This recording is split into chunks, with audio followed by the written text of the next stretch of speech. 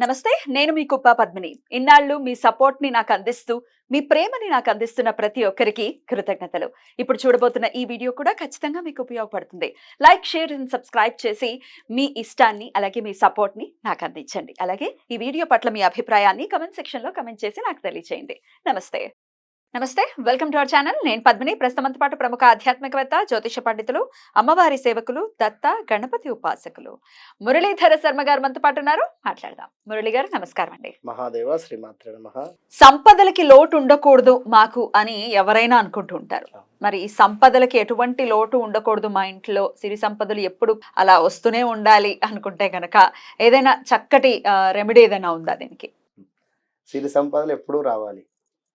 మనం ఎవరిని బాధ పెట్టకుండా ఉంటే మన పిల్లలు మన కళ్ళ ముందు సంతోషంగా నవ్వుతూ తిరుగుతూ ఉంటే, వారికి చక్కగా సంతానం కలుగుతూ ఉంటే, వారు కూడా ఆరోగ్యంగా చక్కగా ఉంటే, ఇంతకు మించిన సిరి సంపద మరొకటి లేదు నన్ను అడిగితే మాత్రం. పిల్లలు అంటే ఎ- ఎంత ఉన్నా కూడా తినగలిగేటువంటి శక్తి అన్నట్టుగా అదేదో ఉంటుంది అన్నట్టుగా, అన్నీ ఉన్న అల్లున్నట్లో శని ఉన్నది అన్నట్టు, మంత్లీ ఒక 5-6 లక్షల శాలరీ వాళ్ళ మన భర్తకు, భార్యకు ఒక 3-4 లక్షల శాలరీ. వారి కుటుంబంలో పిల్లలకు తరచూ హెల్త్ ఇష్యూస్ వస్తూ ఉంటే ఎవరేం చేస్తారు? డబ్బులు అటే పోతుండే. డబ్బులు అట్టే పోతుంటాయి. అంటే నన్ను అడిగితే చెప్పుదాము రెమెడీ, మీరు అడిగినటువంటి దానికి తప్పకుండా చెప్పుదాము. కానీ ఇక్కడ ముందుగా కొన్ని నియమ నిబంధనలు అనేటువంటివి అయితే ఉంటుంది కదా, అవి కాకుండా మనం ఒకరి మనసు బాధ పెట్టేసి, లేదా ఒకరిని ఏదో మన అవసరం కోసం అని చెప్పి ఎవరి దగ్గరనో మన అవసరము మరియు మన ఎమర్జెన్సీ ఇంకా మరొకటి ఏదో అనుకొని డబ్బులు ఏదో తీసుకున్నాం ఎవరి దగ్గరనో, అప్పుడు ఆ సమయానికి తిరిగి ఇచ్చేద్దాము అంటే నా దగ్గర లేవు, నేను ఇవ్వలేని పరిస్థితిలో ఉన్నా, నేను లాస్ అయిపోయి ఉన్నా అనేటువంటి మాటలు మాట్లాడిన ఎవరైతే ఇక్కడ ఇలాంటి సిచ్యువేషన్స్లో ఉంటే, మనం ఎన్ని రెమెడీస్ చేసినా కూడా అసలు పని చెయ్యవు. విన్నారా? కానీ అంటే ఏదో బిజినెస్ కోసం అని చెప్పి పాపం మంచిగా ఉండేటువంటి వారిని నమ్మించడమా, లేదా మరొకటో చేసి ఉన్నారు, కొంత అమౌంట్ తీసుకొని ఉన్నారు, సరే లాస్ అయ్యింది, కానీ వాళ్ళది వాళ్ళకి ఇచ్చేయాలి కదా. ఇప్పుడు కాదు, లేదా కొంత తేరుకున్నాక, లేదా రేపటి కాలంలో చూద్దాం, విషయం ఇది, కొంత ఓపికగా ఉండండి. ఇప్పుడు వారు కూడా ఎక్కడి నుంచో డబ్బులు పాపం తీసుకొని వచ్చి మీకు ఇచ్చింది ఏదో ఆశపడే కదా ఇచ్చింది. అయితే ఇప్పటికీ నన్ను మొన్న ఒక ఆమె ట్రేడింగ్లో అమౌంట్ పోగొట్టుకొని ఉంది, మళ్ళీ నాకు ట్రేడింగ్లోనే జీవితం ఉంది, మళ్ళీ నేను ట్రేడింగ్లో సంపాదిస్తానా లేను అంటే ఎవరు చెప్తారు?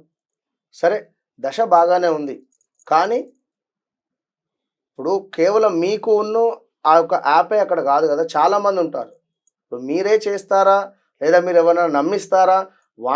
ఎవరైతే చేసేటువంటి వానికి అష్టమశని అర్ధాష్టమశని ఉంటే అంతే సంగతి. ఇప్పుడు అందరి జాతకాలు మంచిగా ఉండాలి అని చెప్పి లేదు. ఇంట్లో 4 వ్యక్తులు ఉన్నారు, ఒకరికి అర్ధాష్టమ గురువు ఉండవచ్చును, ఒకరికి అష్టమ శని ఉండవచ్చును, మరొకటి ఏలినాటి శని ఉండవచ్చును, చెప్పలేం కదా. ఎవరికి ఎలాంటి సిచ్యువేషన్స్ ఉన్నా కూడా ఇబ్బందులు ఎదురైతాయి ఒకరి ద్వారా నుండి ఒకరికి. కనుక ఎల్లవేళలా మనం ప్యూర్ హార్ట్తో, మంచి మనసుతో, ఒకరిని ఇబ్బంది పెట్టకుండా, పరాయి సొమ్ము పాము లాంటిది అంటారు, 100% కూడా. కనుక దాని జోలికి వెళ్ళకూడదు. ఎవరి డబ్బులు కూడా మనం తీసుకున్నాము అంటే అది మన బాధ్యత, మాట మీద కూడా ఉండాలి అనేది చెప్తూ ఉన్నారు మీరు.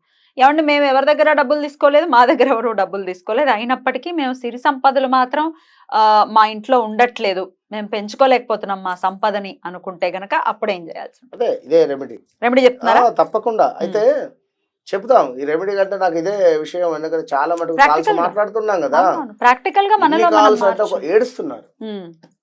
అయ్యో, మా సొంత తమ్ముడు నన్ను నమ్మించి నా బంగారం ఎత్తుకెళ్ళాడని ఒకరు, వేరే మరొక విషయం, ఎంత సమాజం ఎంత, నేను అనకూడదు కానీ నిజంగా చెప్తున్నా, ఈరోజు బాగున్నాము అని మాత్రం అనుకుంటున్నారు, కానీ రేపు మీరు, మీ కుటుంబము, మీ పిల్లలు అనేటువంటిది ఎంత దోషము అనేటువంటిది ఇది రేపటి కాలంలో తెలుస్తుంది.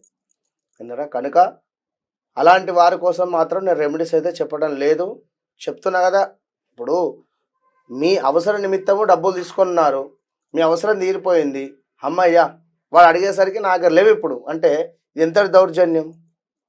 ఇలాంటి వారికి ఎలాంటి రెమెడీస్ చేసినా కూడా పనికి రావు. నేనైతే ముందే చెప్తున్నా, మీరు నన్ను తిట్టుకున్నా కూడా మంచిది.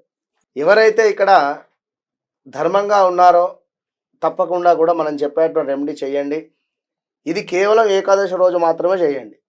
ఇది శుక్లపక్షమా లేదా కృష్ణపక్షమా అనేటువంటి సంబంధం లేకుండా ప్రతి ఏకాదశి రోజు మనం చెప్పేటువంటి ఈ దీపారాధన చేస్తే ఎక్సలెంట్ ఉంటుంది, మామూలుగా ఉండదు. అసలు లైవ్ లో చేద్దాం అనుకున్నాము, కానీ కొన్ని అనివార్య కారణాల వల్ల మనం చేయలేకపోతున్నాం. తప్పకుండా కూడా వీరికి ఇక్కడే మనం లైవ్ లో వీడియో చేసి చూపిద్దాం. ఇప్పుడు ఏమిటంటే ఫొటోస్ ఇస్తారా? తప్పకుండా ఫొటోస్ ఇచ్చేటువంటి ప్రయత్నం చేద్దాం.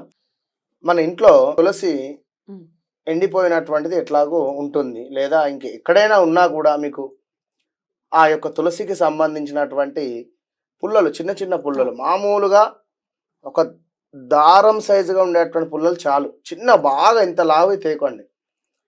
ఒక 7 సమిదలను మీరు వాటిని క్రియేట్ చేసుకోండి. అంటే 7 సమిదలను ఇంత లావుగా ఇంత పొడుగ్గా ఉండేటువంటివి, దారము కంటే కొంచెం లావు, మనకు సుతిల్ దార్ అంటారు కదా, ఆ అంత లావుతో ఉండేటువంటివి సరిపోతవి.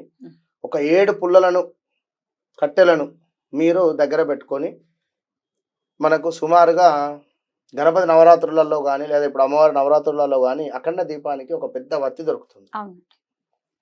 ఆ వత్తిని తీసుకోండి.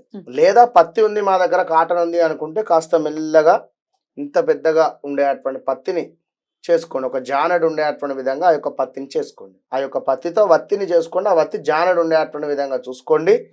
దీనిని ఈ పుల్లలు ఏవైతే 7 పుల్లలు ఉన్నావో దీనిని చక్కగా కూడా ఒక మూటలాగా కట్టేసేయండి.